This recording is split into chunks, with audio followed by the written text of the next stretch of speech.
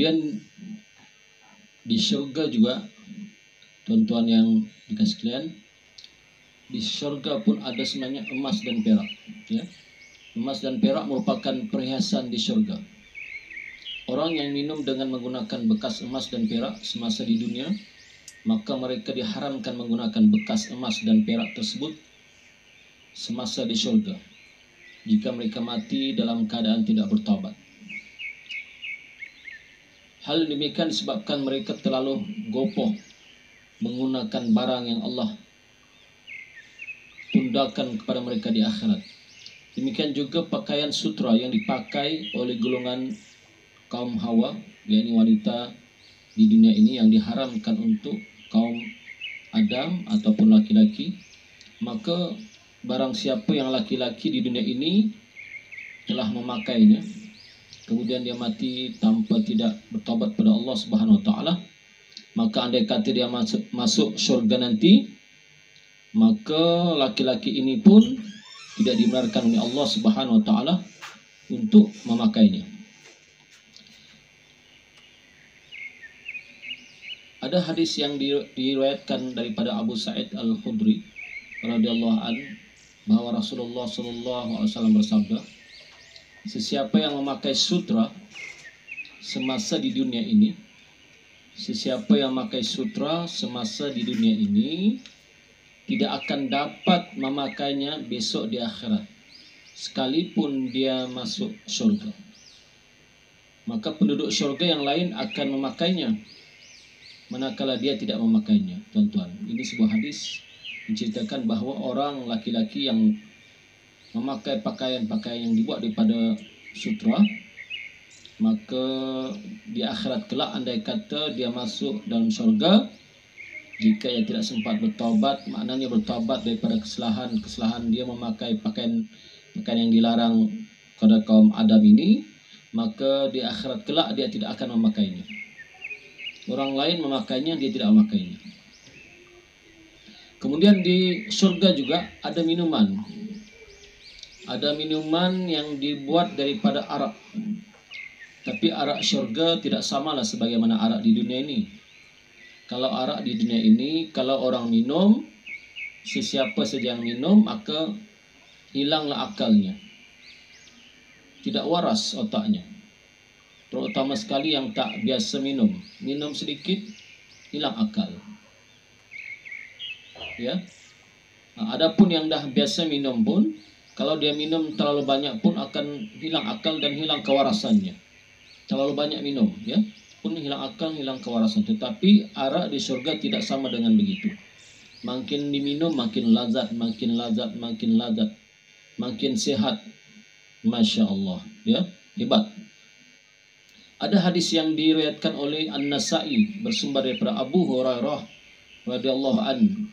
Baginda bersabda, sesiapa yang minum arak semasa di dunia tidak akan dapat meminumnya semasa di akhirat. Hadis, ya. Mereka yang dihalang daripada meminum arak di syurga ialah mereka yang meminumnya semasa di dunia. Kemudian mereka tidak sempat bertobat daripada dosa mereka meminum arak. Ini berdasarkan hadis Nabi Muhammad sallallahu alaihi wasallam, insyaallah. Kemudian ada hadis yang diriwayatkan oleh Al-Bukhari, Imam Al-Bukhari, bersumber juga daripada sahabat Nabi Abu Hurairah radhiyallahu an. Beliau menyebutkan, pada suatu hari Nabi sallallahu alaihi wasallam sedang berbicara, berhampiran Nabi ada seorang Arab Badui. Maka baginda bersabda, Nabi kita bersabda, ada seorang lelaki ahli syurga yang meminta kebenaran kepada Tuhannya untuk bercucuk tanam. Ya, ada juga penghuni yang meminta kebenaran kepada Allah untuk bercucuk tanam. Lalu Allah berfirman, bukankah kamu telah mendapat apa yang kamu kehendaki? Maka jawab orang itu, bahkan, tetapi hamba ingin juga bercucuk tanam.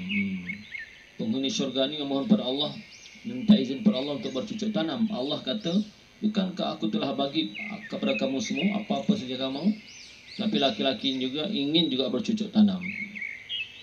Lalu Allah izinkan, kemudian dengan segera dia pun menaburkan benihnya, ya.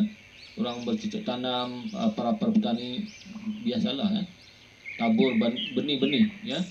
Tapi yang ajaibnya, selepas ditabur benih itu tak payah tunggu sampai sebulan ataupun seminggu ataupun setahun, tak payah.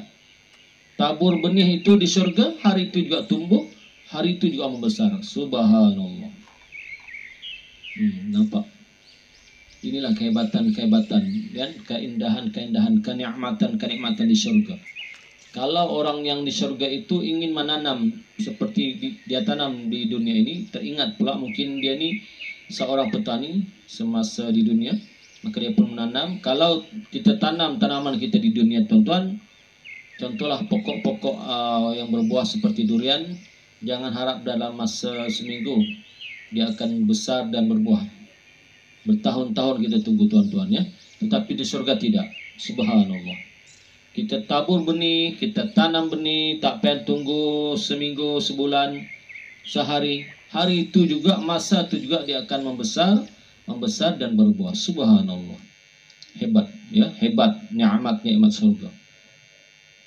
Dalam satu hadis yang diriwayatkan oleh At-Tirmizi bersumber daripada Abu Sa'id Al-Khudri radhiyallahu an, Rasulullah sallallahu alaihi wasallam bersabda, apabila seorang mukmin teringinkan mendapat anak di dalam syurga, maka kandungan, kelahiran dan pembesarannya hanya berlaku ketika itu juga sebagaimana yang diinginkan. Mungkin ada di antara penghuni syurga ini pun mungkin nak dapat anak, ya. Tak payah tunggu 9 bulan 10 hari umpamanya, ataupun 7 bulan, tak payah. Hari itu juga dapat anak. Tapi ada ulama mengatakan bahawa di dalam syurga hanya ada perkumpulan laki-laki dan wanita, maknanya seperti suami istri, tetapi tidak ada kelahiran anak. Ini setengah pendapat ulama berpendapat, ya. Pendapat ini dilaporkan oleh setengah ulama, ya. Kemudian hadis yang berkaitan mendapat anak seperti yang disebutkan diulas oleh mereka dengan maksud sebarang kemahuan yang diingini oleh ahli syurga akan tercapai. Maknanya apa saja yang terlintas di hati, ya, terlintas di hati penghuni syurga, semua akan dapat. Termasuk juga anak lah. Walaupun setengah ulama kata tidak ada anak, ya, di syurga. Tetapi andai kata terlintas di hati, boleh. Sebab ada satu hadis yang diriwayatkan oleh Imam Tirmizi, ya. Kemudian di surga ni, tuan-tuan, dia ada pasar juga. Pasar, rupanya surga ini, sebab maklumlah manusia ni suka dengan berkumpul-kumpul, beramai-ramai, ya. Di surga pun ada pasar. Tetapi pasar di surga ini dibuat daripada lu'lu', yakni permata lu'lu', permata lah yang berlekuk. Kemudian ada kemah. Pasar itu ada kemah, tetapi keluasan kemah tempat pasar itu ialah 60 batu. 60 batu. Pada setiap penjurunya terdapat istri-istri seorang mukmin, yang mana mereka tidak dapat melihat istri-istri yang lain pada penjuru yang lain. Maknanya kemah itu besar lah. Kalau 6 batu luas, ya. Kita tak nampak orang yang berada di hujung yang sana. Kalau contohlah dia 4x4, contohlah, tak nampak. Di penjuru-penjuru tak nampak. Besarnya pasar ni. Ini pasar pula bukan untuk semua. Pasar untuk seorang, ya. Artinya pasar sendiri, ya. Pasar setiap penghuni syurga itu ada pasar sendiri. Yang mana setiap pasar sendiri itu dia ada penjuru dan istri-istrinya berdiri ataupun duduk di kawasan penjuru-penjuru itu, dan istri-istri itu tak dapat melihat masing-masing kerana jauhnya, ya, jauh jaraknya itu. Kemudian juga ada pasar yang tempat orang awam yang dikunjungi oleh penghuni syurga, yaitu pada setiap hari Jumaat. Ketika angin bertiup mengenai wajah dan pakaian ahli syurga, setiap kali tiupan angin itu menampar diri mereka, maka bertambahlah kecantikan, keceriaan, keindahan penghuni syurga. Masya Allah. Maka tatkala mereka pulang ke keluarga masing-masing, maka keluarga mereka pun berkata, demi Allah, kamu semakin segak berseri daripada masa kamu meninggalkan kami tadi. Contoh, balik ke tempat istrinya, si suami balik ke tempat istrinya syurga, istrinya kata, Masya Allah suamiku, kamu lebih cantik daripada tadi. Demi Allah, dia kata. Kemudian suaminya pun berkata, demi Allah, kamu pun juga cantik dan makin indah, makin berseri. Subhanallah, rupa-rupanya tuan-tuan penghuni syurga ni hari demi hari makin cantik, makin cantik, makin berseri, makin berseri, makin indah, makin indah. Kerana di syurga tidak ada istilah mati, hidup selama-lamanya. Jadi tidak ada tua, ya, tidak ada istilah tua. Tapi kalau di dunia ini tuan, macam mana? Semakin hari tengok besok dah lain wajah. Sebulan kemudian berubah dah. Setahun kemudian dah beruban. 5 tahun kemudian dah keriput. Subhanallah, inilah hakikat kehidupan kita di dunia ini, tuan-tuan.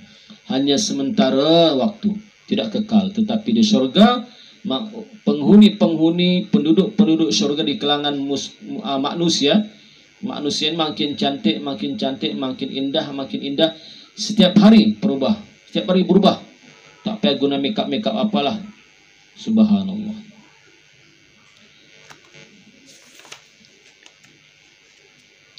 Kemudian pasar-pasar di surga ini, tuan-tuan, dia bagaikan satu tempat pertemuan mingguan kepada semua penghuni surga. Kerana pada hari-hari sebelumnya mereka berada di surga masing-masing, mengikut darjat masing-masing. Maka dengan kesempatan untuk bertemu pada hari tersebut, maka mereka pun berbual-bual lah, ya. Penghuni surga pun berbual-bual, ya, mengimbau kenangan silam tentang keadaan yang mereka lalui semasa di dunia dulu. Masing-masing, tuan-tuan, masing-masing penghuni surga ni simbang-simbang, berbual-bual, tanya pengalaman ketika di dunia dulu. Masya Allah, subhanallah, engkau dulu di dunia contohlah, ya, macam mana keadaan, ya. Sebab di surga tu sudah tidak ada kepahitan, tidak ada kesengsaraan, ya, tidak ada kepahitan yang pernah mereka lalui semasa hidup di atas muka bumi ini. Bahkan yang ada ialah perasaan ketenangan, keseronokan yang abadi. Ahli-ahli syurga tu di bibir mereka setiap hari sebut subhanallah, alhamdulillah, subhanallah, alhamdulillah, ya. Itu saja. Kenapa? Kerana melihat keindahan, kenikmatan syurga, tuan-tuan. Melihat keindahan, kenikmatan syurga, otomatik bibir-bibir, lidah-lidah penghuni syurga menyebut subhanallah, melihat kenikmatan, keindahan syurga yang tidak dapat dibayangkan oleh akal fikiran, yang terlintas di hati pun itu bukan yang apa yang ada di syurga. Kadang-kadang terlintas di hati kita, mungkin syurga macam ini, macam ini. Tidak, sebab kita belum nampak. Bahkan lebih hebat daripada apa yang kita sangkakan. Kemudian ada satu nikmat lagi di syurga, ialah nikmat bidadari. Ini biasanya kaum Adam memang suka cerita ni, ya. Bidadari ini, tuan-tuan, dia ni ada berbagai jenis, ya, bidadari ini. Ada yang kecil, ada yang besar, mengikut cita rasa masing-masing. Subhanallah, ikut cita rasa, ya. Dia ikut cita rasa masing-masing penghuni surga. Berkata Abu Hurairah radhiyallahu an, sesungguhnya di dalam surga terdapat bidadari yang dikenali dengan nama Al-Aina. Bidadari surga itu namanya, di antaralah bidadari ini banyak, di antaranya Al-Aina. Apabila dia berjalan, yang bidadari nama Al-Aina ini, apabila dia berjalan, maka berjalanlah di kelilingnya 70.000 dayang-dayangnya dari arah kanan dan kirinya. Subhanallah. Kiri kanan bidadari yang nama Al-Aina ini diiringi oleh 70.000 dayang-dayang surga. Subhanallah. Kemudian sambil berjalan tu bidadari berkata, dia menyeru. Dia kata apa? Kata bidadari itu, bidadari Al-Aina ini, dia menyeru, dia kata, di manakah orang yang menyeru Di manakah orang yang menyuruh yang ma'ruf dan mencegah yang mungkar? Di mana? Berkata begitu ya. Di manakah orang yang menyuruh yang ma'ruf dan mencegah yang mungkar? Maknanya orang-orang yang dulu hidup di dunia ini sentiasa menyuruh kepada kebaikan dan sentiasa menyuruh dan mencegah daripada kejahatan yang mungkar yang bakal masuk ke syurga. Maka berkata Abdullah bin Abbas ya. Abdullah bin Abbas berkata, di dalam syurga juga ada bidadari yang dinamakan dengan panggilan Lu'bah. Tadi Al-Ainah, ini Lu'bah. Jikalau dia berludah di dalam laut yang masin, niscaya air laut itu menjadi tawar. Andai kata bidadari Lu'bah ini dia meludah di lautan dunia ini, niscaya air laut yang masin itu menjadi tawar. Subhanallah. Kemudian pada lehernya tertulis di leher bidadari itu tertulis, sesiapa yang berkehendak dan kasih kepada aku, maka hendaklah dia beramal melakukan ketaatan kepada Tuhanku. Ini kata bidadari. Tertulis, ada kalung di lehernya ya. Bidadari ini ada tertulis kalung di lehernya, tertulis tulisan yang dia kata, sesiapa yang berkehendak dan kasih kepada aku, maka hendaklah dia beramal melakukan ketaatan kepada Tuhanku. Jadi kaum-kaum bapak, kaum-kaum Adam, kalau nak dapat bidadari syurga, ingat jangan tak beramal. Amal itu penting. Walaupun kita suka mendengar cerita ni, tapi tak beramal, maka kita tak ada peluang untuk mendapat bidadari. InsyaAllah mudah-mudahan kalau tuan-tuan, abang-abang sana, bapak-bapak di luar sana beramal kepada Allah sungguh-sungguh, taat kepada perintah Allah dan meninggalkan larangan Allah, saya yakin insyaAllah akan bertemu dengan bidadari ini. Amin. InsyaAllah ya. Tapi tuan-tuan, ada satu nikmat lagi ya. Ada satu nikmat. Tetapi sebelum saya ceritakan nikmat yang terakhir sebagai penutup tazkirah online ini, saya nak ceritakan bidadari ini dibuat macam mana keadaannya ya. Bidadari bermula daripada anak jari kakinya hingga ke lututnya dibuat daripada za'faran. Bidadari ini daripada anak jari kakinya hingga ke lututnya dibuat daripada za'faran. Kemudian daripada lututnya hingga ke payudaranya pula diciptakan daripada kasturi yang sangat harum. Subhanallah ya. Kasturi akhirat tuan, bukan kasturi dunia. Minyak kasturi kijang dunia pun harum, apatah lagi kasturi akhirat. Subhanallah. Kemudian daripada payudaranya hingga ke lehernya diciptakan daripada anbar ashab. Ambar ashab ini ialah bahan yang menerbitkan harum-haruman. Subhanallah. Kemudian daripada lehernya hingga ke kepalanya diciptakan daripada kafur yang putih.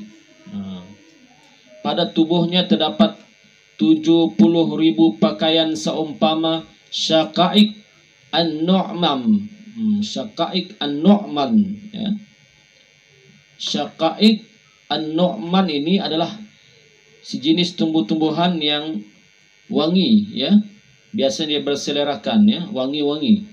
Bunganya berwarna merah dan bertitik-titik hitam. Apabila berhadap olehnya maka bercahayalah mukanya dengan nur yang cemerlang sebagaimana mentari yang menyinari penduduk dunia. Subhanallah. Cahaya seperti matahari terang. Kemudian pada kepalanya terdapat 1000 jalinan rambut dengan bauan kasturi yang harum semerbak.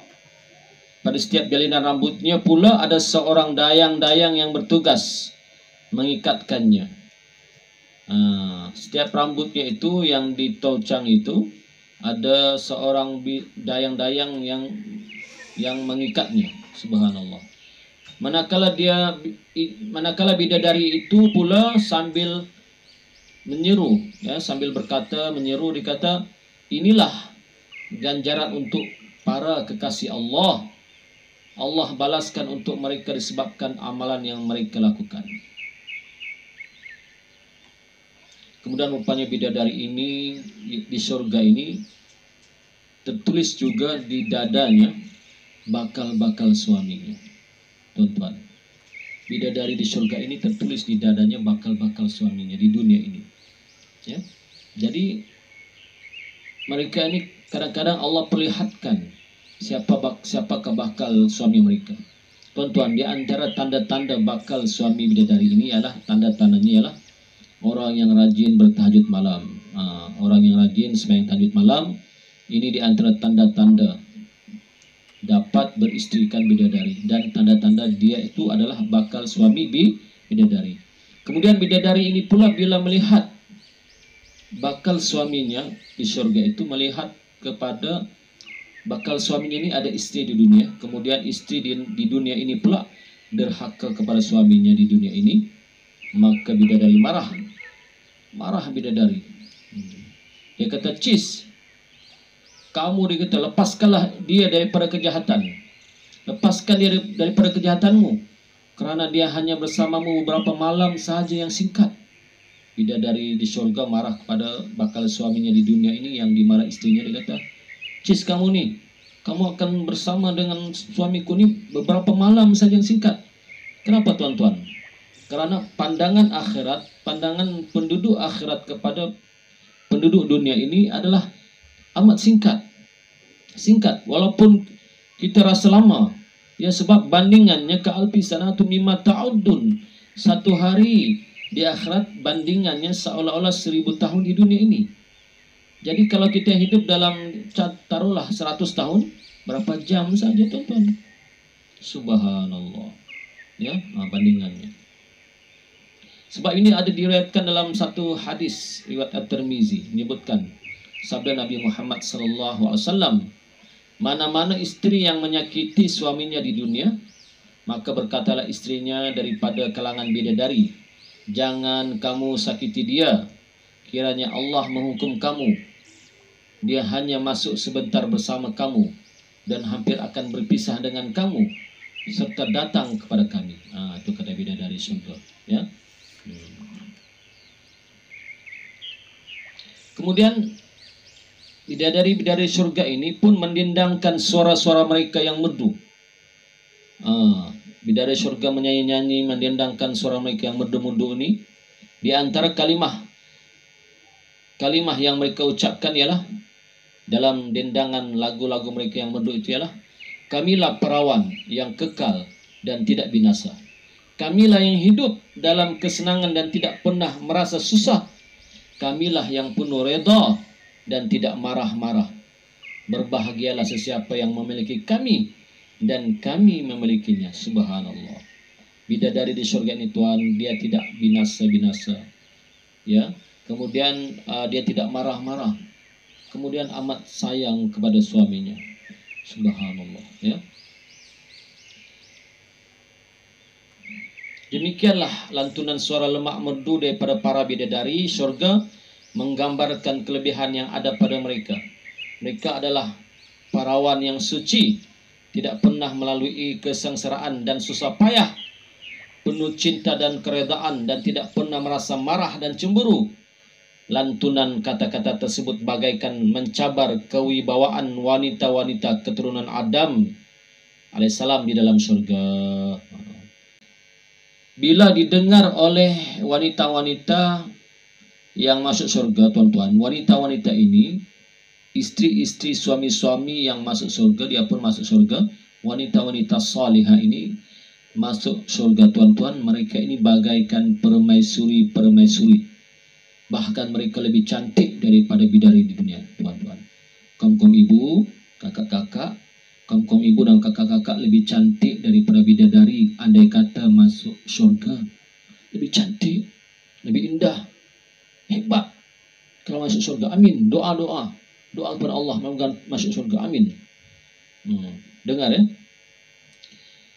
Maka wanita yang masuk surga yang keturunan Adam alaihissalam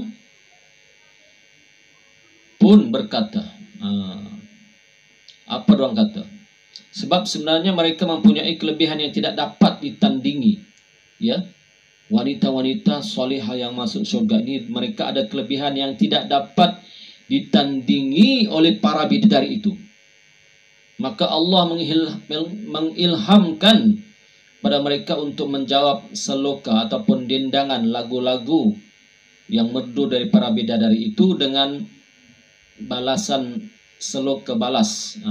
Apa mereka kata? Apa wanita-wanita dunia, anak cucu Adam yang masuk surga ini kata? Apa dia kata?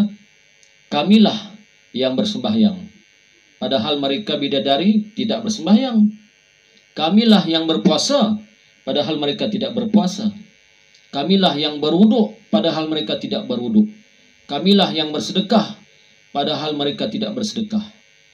Maka mendengar kata-kata itu, terdiamlah para bidadari surga. Tidak berupaya untuk menjawab dan mempamerkan kelebihan mereka lagi. Maka tuan-tuan, ternyatalah bahwa kesusahan dan jerih payah dalam melakukan amal soleh ketika di dunia ini adalah kelebihan yang selayaknya untuk dibanggakan di hari kiamat kelak. Dalam ahkam Al-Quran, dan beliau mengatakan status berita ini adalah gharib. Dikatakan bahwa wanita yang pernah bersuamikan banyak laki-laki semasa di dunia akan menjadi istri kepada suaminya yang terakhir, ya, terakhir semasa di surga. Lantaran itu Huzaifah berkata kepada istrinya, Huzaifah ini sahabat Nabi, berkata kepada istrinya, jika kamu suka menjadi istriku di dalam surga, andai kata kita dipertemukan Allah nanti, maka janganlah berkawin selepas kematianku. Kerana wanita itu akan menjadi istri kepada suaminya yang terakhir semasa di dunia. Wanita ini akan menjadi suaminya kepada suami yang terakhir. Jadi istri-istri kalau udah suami meninggal jangan kawin lagi. Ya, kerana suami kamu itu kalau masuk surga, maka kamu sebagai istri adalah istrinya juga, temannya di surga, menjadi permaisuri, ya. Lantaran itu kata Ummu Al-Darda, ya. Ummu Al-Darda ini telah menolak pinangan Muawiyah bin Abu Sufyan, dan beliau berkata, aku pernah mendengar Abu Al-Darda menyampaikan hadis daripada Rasulullah sallallahu alaihi wasallam. Dia kata wanita itu milik suaminya yang terakhir di dalam syurga. Abu Al-Darda berkata kepadaku, jika kamu mahu menjadi istriku di dalam syurga, maka janganlah berkawin setelah kematianku. Ya. Ini diceritakan dalam hadis. Jadi kalau istri-istri solehah menyayangi suami-suami mereka yang soleh, yang diyakini akan masuk surga, bagus perangainya, maka janganlah berkawin lagi, ya. Tapi sebenarnya nak kawin pun tak salah, tidak menghalang, ya. Wallahu a'lam bab itu, ya. Tetapi ada juga berpendapat mengatakan suami kepada wanita tersebut ialah yang paling baik akhlaknya. Ini berdasarkan hadis yang dilaporkan oleh Abu Bakar Al-Najjad yang bersumberkan daripada Anas radhiyallahu an, yang mana Nabi sallallahu alaihi wasallam ditanyakan oleh istrinya Ummu Habibah. Kata Ummu Habibah, wahai Rasulullah, seorang wanita yang pernah memiliki 2 orang suami semasa di dunia, kemudian mereka semua mati dan dapat masuk surga, maka suami yang manakah menjadi milik wanita itu? Yang pertamakah atau yang terakhir? Maka Nabi menjawab, yang terbaik akhlaknya akan bersama wanita itu. Kerana akhlak yang baik membawa semua kebaikan dunia menuju akhirat.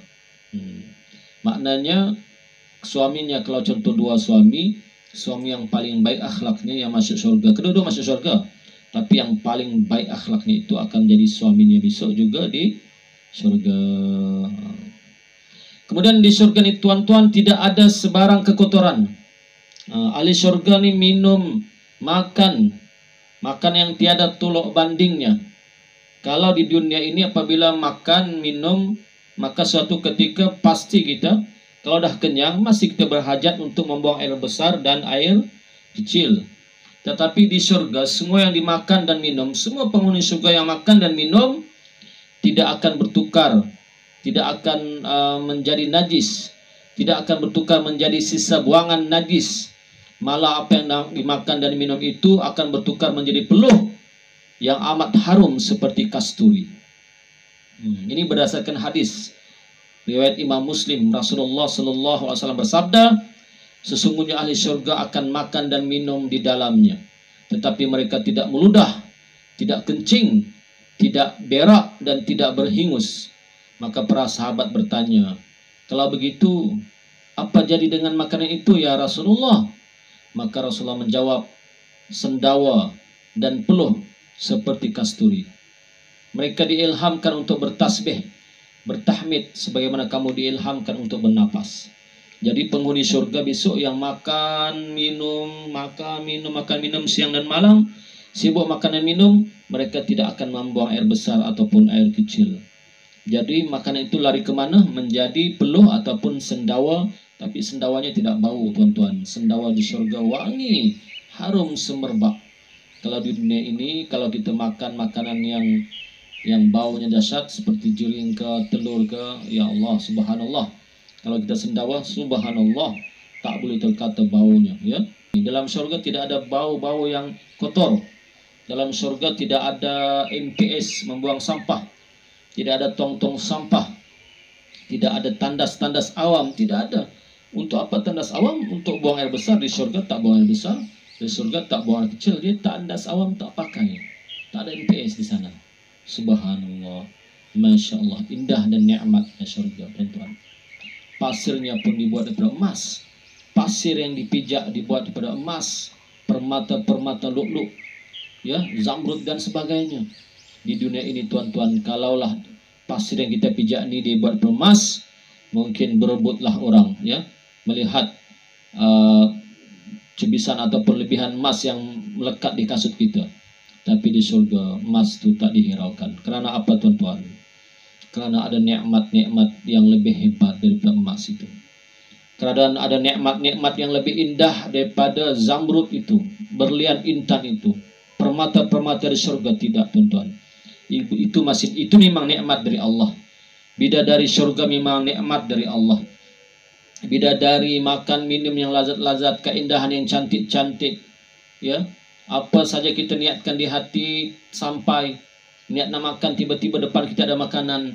Niat nak minum, tiba-tiba depan kita ada minum. Sebab apa, tuan-tuan? Sebab di surga tidak ada pekerjaan, tidak ada jawatan kosong, tidak ada mengisi jawatan kosong. Kenapa?